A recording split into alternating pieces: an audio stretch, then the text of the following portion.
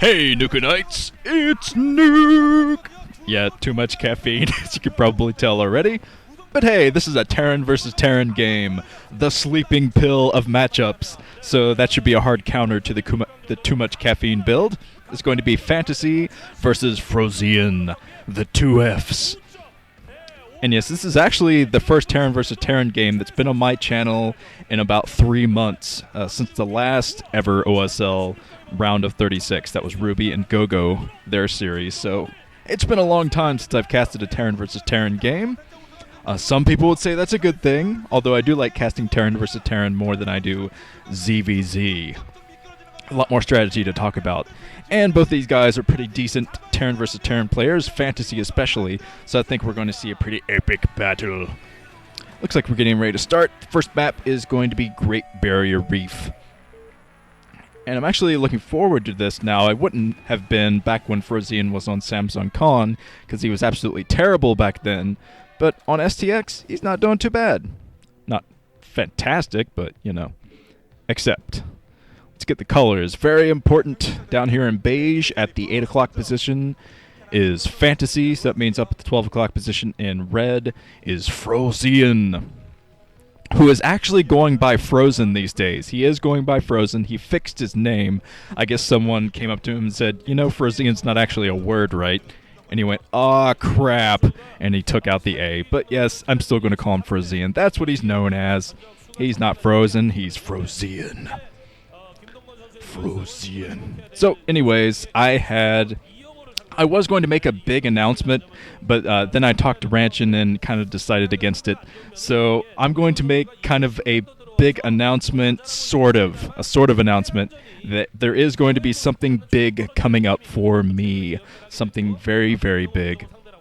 In fact, I'm going to hide some clues. I'm going to hide a clue on my channel. There's something that's different on my channel right now that hasn't been like that before.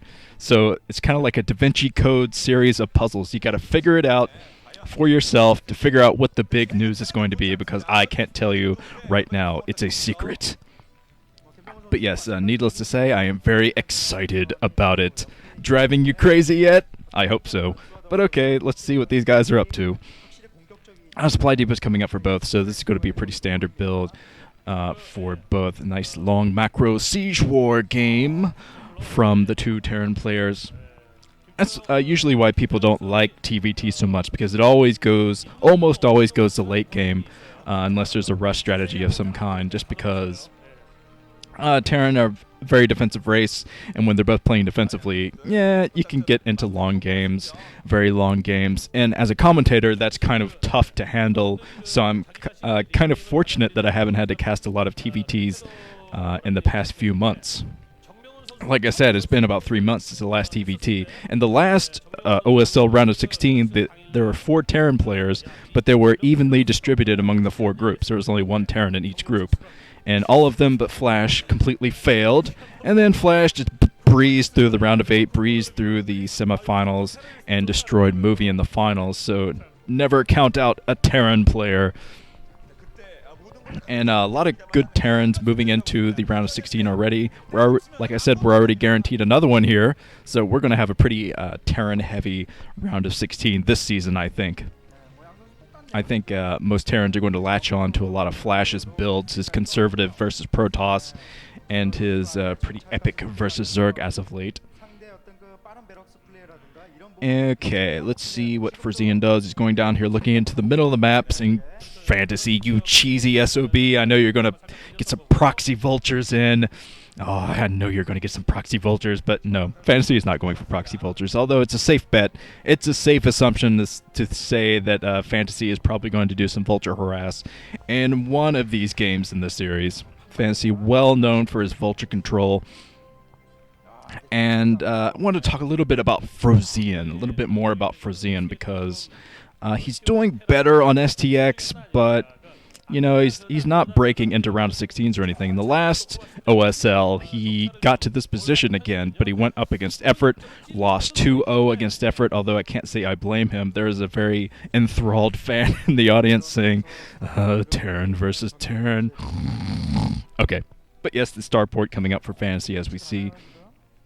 Let's see what Frozean's going for his machine shop and building a starport too, so we could be seeing some Wraith versus Wraith action. But as I said, Frozean dropped 2-0 to Effort, and ironically, Fantasy actually got knocked out of the last OSL by Effort 2. Even though Effort had no chance of moving up whatsoever, he still played his hardest against Fantasy, probably the best he played in that round of 16, but yep, outplayed Fantasy, just completely destroyed him on New Heartbreak Ridge, and there you go. That is why Fantasy is in this position, still fighting to get back up into a round of 16. But I've always thought that Fantasy could become the next great Terran player. I still think that, because in a way he's the complete opposite of Flash. He relies on innovation instead of just conservative macro things. But it looks like Fantasy's coming up here with his vulture play from Fantasy. Picked off one Marine, but there's a tank in there, so he's got to back off, at least until he can get a shuttle out, well, dropship. Get a dropship out to get some harassment inside of the main. This is a very good map for that. There's a lot of space inside of the main, so there's a lot of tricky places you could drop some vultures so they wouldn't be seen. Just run them in as soon as you get vulture speed. You can take out a lot of SCVs that way. But alright, I saw the cloak being researched, so I think we're going to see some Cloak Wraith battles. Cloak for Fantasy and Cloak for Frozean. Oh, this is going to be a pretty epic battle between Cloaked Wraiths. I hope that one of the players is researching Scan. They both need Scan at the moment, but I don't see the Academy out for either of them, so this is going to be fun. Fantasy is establishing his second base. He has that up and running. Both of them have two bases up and running now. And here comes the first Wraith. Fantasy coming in with his Wraith. He only got one more hit, two more hits on that Wraith. Even though Frozean, he's still tackling.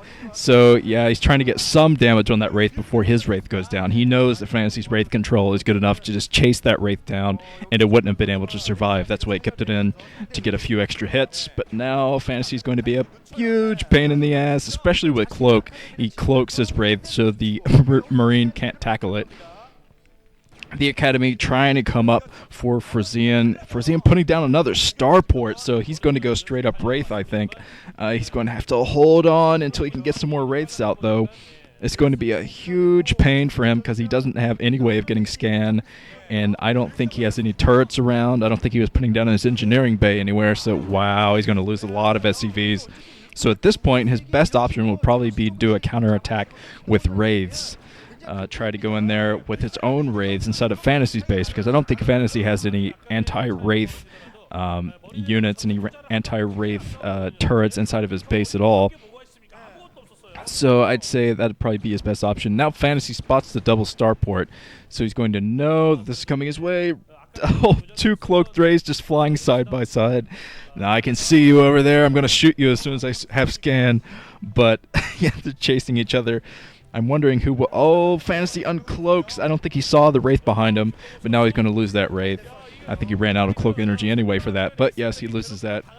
And here is Frozean coming in for the counterattack with his own Wraiths, while Fantasy is moving out at the same time. This is smart from Fantasy because he's going to try to make Frozean pull back his Wraiths so he can't get the economic destruction that Fantasy did earlier to him.